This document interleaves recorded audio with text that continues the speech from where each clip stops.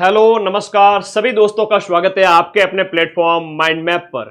ग्राम विकास अधिकारी की परीक्षा संपन्न होती है पिछले साल सीईटी से लेकर के, फिर बाद में एक बार एग्जाम डेट आगे बढ़ी, फिर वापस पटवारी और वीडियो 3 एग्जाम आप लोगों ने दिए। एक जैसा सिलेबस था और पदों की संख्या थोड़ी सी कम है, 850 के लगभग पदों की संख्या है। पिछली बार की अगर मैं बात करूं तो पिछली बार पदों की जो संख्या है वो काफी ज्यादा थी, तो उसकी तुलना में इस बार कट ऑफ कितनी किया जा सकती है उन सब के ऊपर बात करेंगे।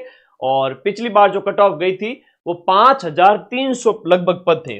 पिछली बार ग्राम विकास अधिकारी के 5300 प्लस पद थे।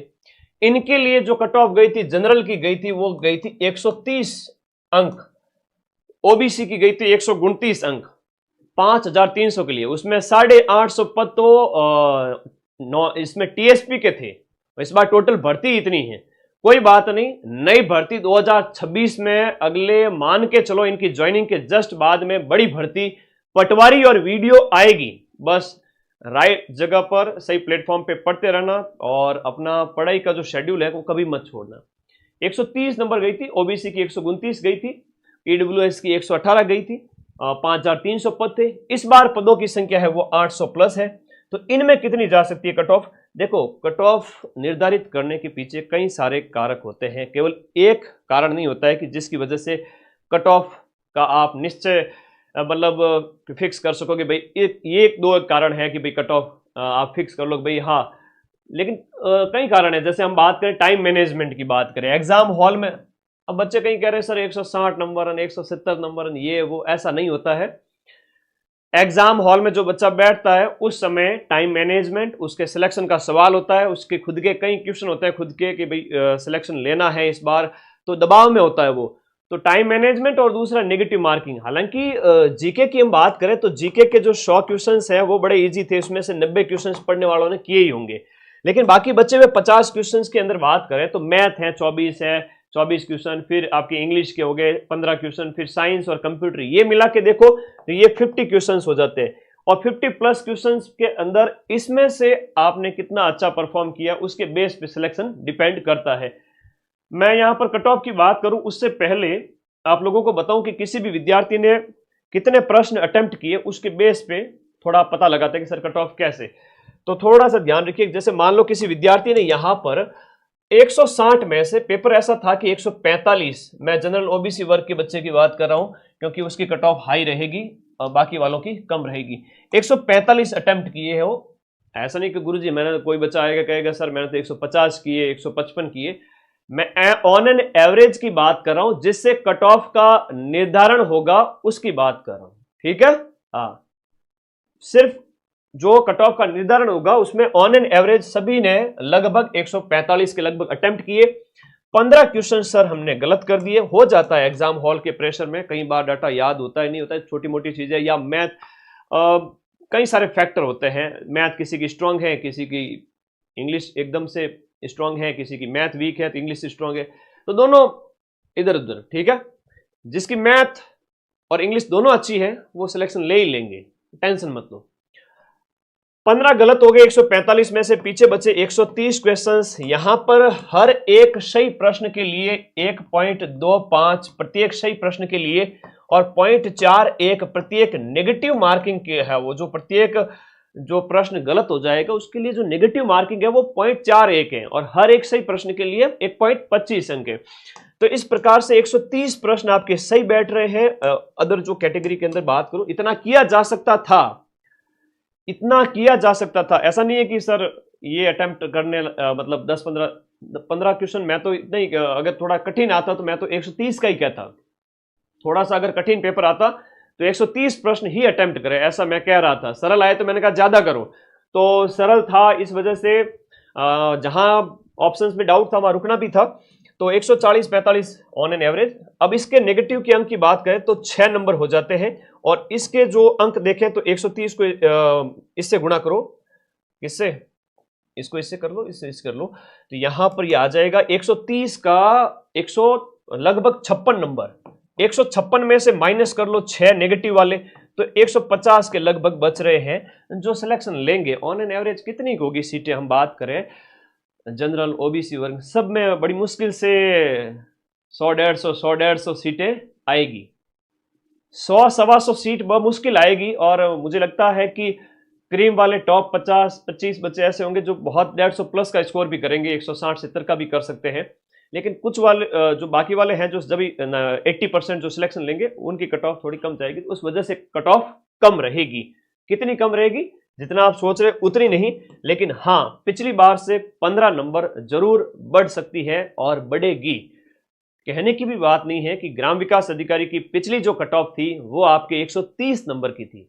पिछली कट ऑफ 130 नंबर की थी, और इस बार की कट ऑफ मान के चलिए 15 नंबर बढ़ सकती है। और इसमें वेरिएशन देखने को मिल सकता है कि 145 की जगह 147-48 भी चली जाए, और हो सकता है कि 143 ही चली जाए, क्योंकि सरल पेपर दे के कई बार बच्चे जल्दबाजी में गलतियां भी खूब करते हैं और फिर पता चलता है काट पीट करके 140-45 ही नंबर बच रहे हैं।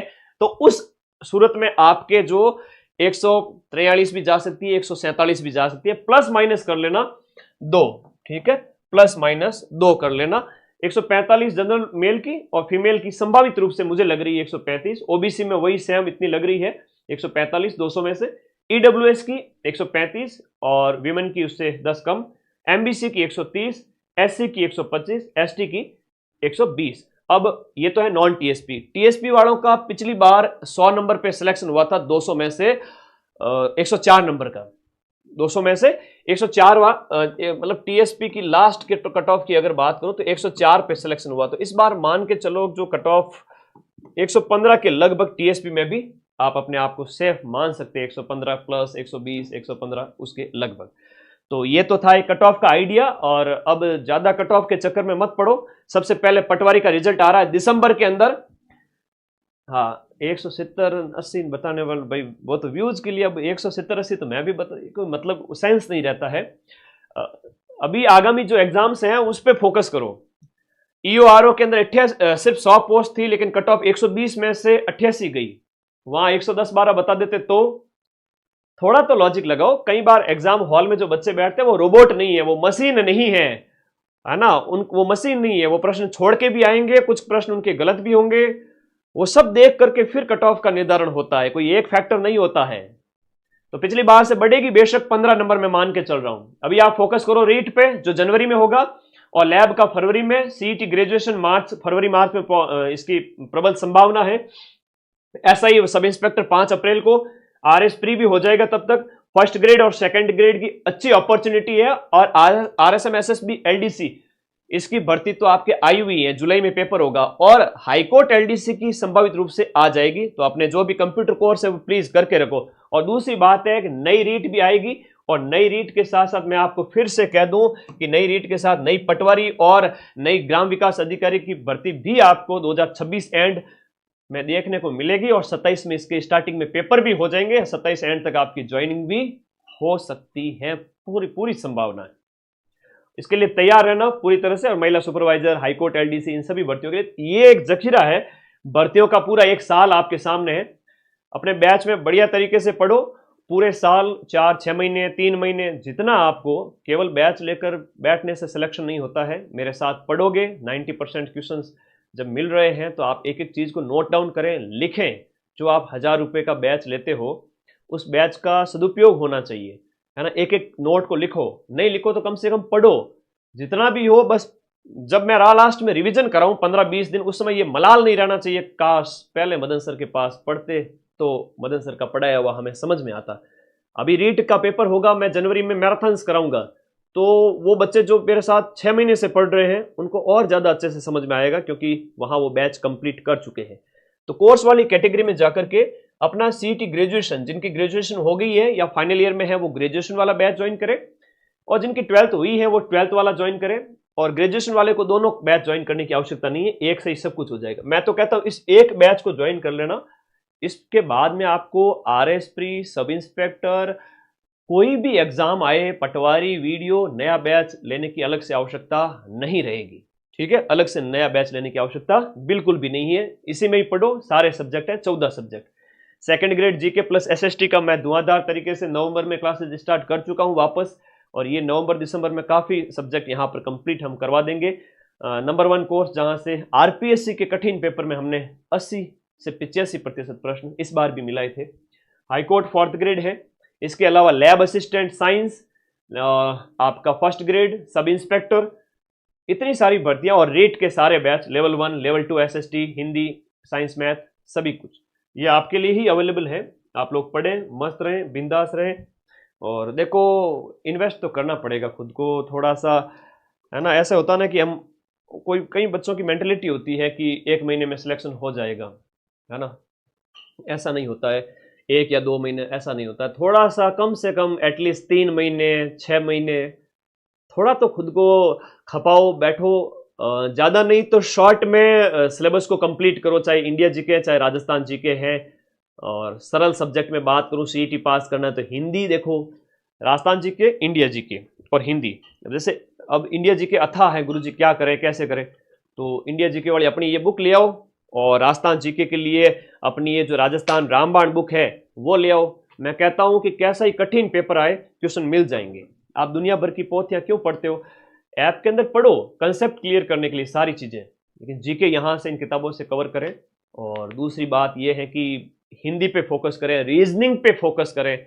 आप लोग रीजनिंग के 2-4 प्रश्न भी तो मिला सकते हो खाली बैठे बैठे उसमें, तो रीजनिंग मिलाओ और इसके साथ साथ हिंदी का अभ्यास करो, हिंदी में रटने वाली चीज़ें करो।